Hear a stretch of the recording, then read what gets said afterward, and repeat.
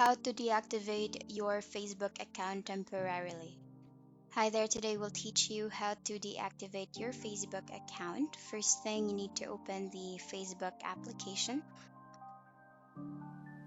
Once you have opened and logged in, you need to go through the three bars menu on the upper right corner, and then you need to scroll down, and under Settings and Privacy, click on Settings.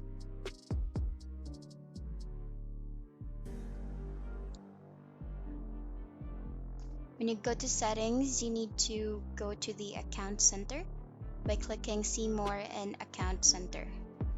From there, you need to go to Personal Details and go to Account Ownership and Control. From there, you need to click on Deactivation or Deletion and click on your profile. For this, since we'll deactivate the account, click on the first option. Click on Continue. And then this is important that you will remember your password, since you'll need to re-enter the password for us to continue with the activation.